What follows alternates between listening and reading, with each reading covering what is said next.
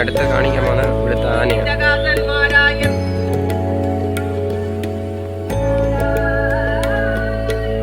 കുറേ പേര് ആനയെ കണ്ടിട്ട് വരുന്നുണ്ടോ കാണിക്കാൻ ഒരു കണ്ടോളൂ.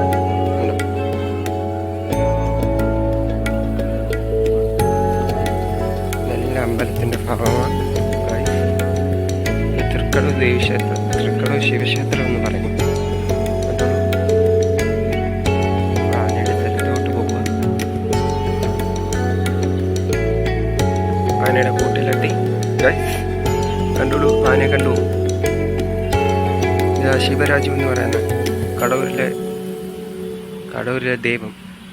ഓക്കെ ഗൈസ്, അപ്പം അടുത്ത വീഡിയോയിൽ കാണാം.